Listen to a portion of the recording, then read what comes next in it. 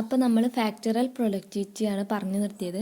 Factoral productivity എന്ന് പറഞ്ഞു കഴിഞ്ഞാൽ ഡിഫറെൻ്റ് ആയിട്ടുള്ള ഫാക്ടേഴ്സിൽ നിന്നും പ്രൊഡക്ടിവിറ്റീസിനെ നമ്മൾ കമ്പൈൻ ചെയ്ത് കോൺട്രിബ്യൂഷൻസിനെ കമ്പൈൻ ചെയ്തിട്ടാണ് നമ്മൾ ഓവറോൾ പ്രൊഡക്ടിവിറ്റി ഐഡൻറ്റിഫൈ ചെയ്യുന്നത്.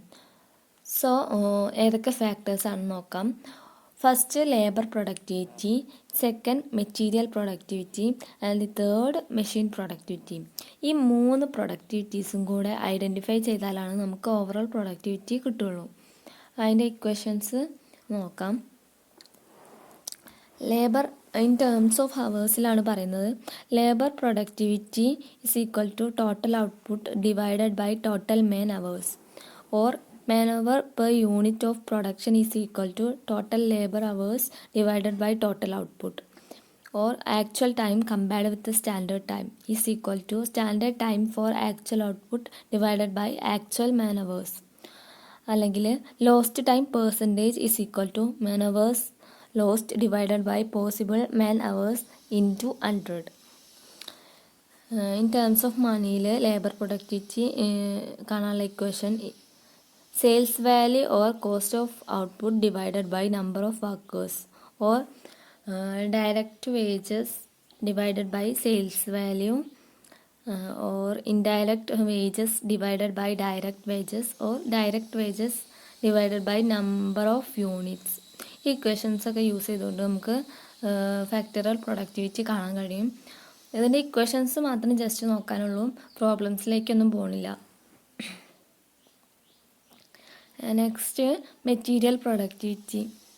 മെറ്റീരിയൽ പ്രൊഡക്ടിവിറ്റി കാണാനുള്ള equation material cost divided by number of units produced, or direct material cost divided by production cost, അല്ലെങ്കിൽ direct material cost divided by sales, or waste of scrap divided by total material consumed into 100. ഈ questions ഒക്കെയാണ് പറയുന്നത്. Next machine productivity. Machine productivity is equal to output divided by actual machine hours. അതായത് ഓരോ മെഷീൻസും productive ആണോ അല്ലയോ എന്ന് identify ചെയ്യേണ്ടതുണ്ട്. So അതിന് വേണ്ടിയിട്ട് യൂസ് ചെയ്യുന്ന ഇക്വേഷനാണ് ഇത്. മറ്റ് വേറെ ഇക്വേഷൻസ് പറയുന്നുണ്ട്. Activity percentage is equal to actual machine hours divided by planned machine hours into 100, അല്ലെങ്കിൽ lost time percentage is equal to machine hours lost divided by possible machine hours into 100. ഈ questions ഒക്കെ just ഇങ്ങനെ നോക്കാനുള്ളൂ, അല്ല കാര്യമായിട്ട് നമുക്ക് ഇതിനെ പ്രോബ്ലംസും അങ്ങനെയൊന്നും ചെയ്യാനുള്ളതില്ല.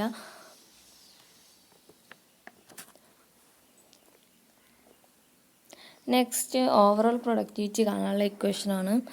Overall productivity is equal to total output divided by total input, അല്ലെങ്കിൽ overall productivity is also measured by profit divided by sales into sales divided by capital employed is equal to profit divided by capital employed. ഈ equations ഒക്കെ use ചെയ്തുകൊണ്ട് നമുക്ക് overall productivity കാണാൻ കഴിയും. വേറൊരു equation പറയുന്നുണ്ട് cost of output divided by cost of input. ഇനി പറയുന്നത് പ്രൊഡക്ടിവിറ്റി ഇൻഡെക്സ് ആണ്. Productivity measure the output per unit of input when output in relation to the input is expressed mathematically. It becomes what is known as productivity index. Productivity index simply refers to the ability of a firm to produce output. It is the average measure of the efficiency of production. It is a device of expressing the ratio between the input and the output of goods compared with the labor employed, or as the profits made compared with the capital employed.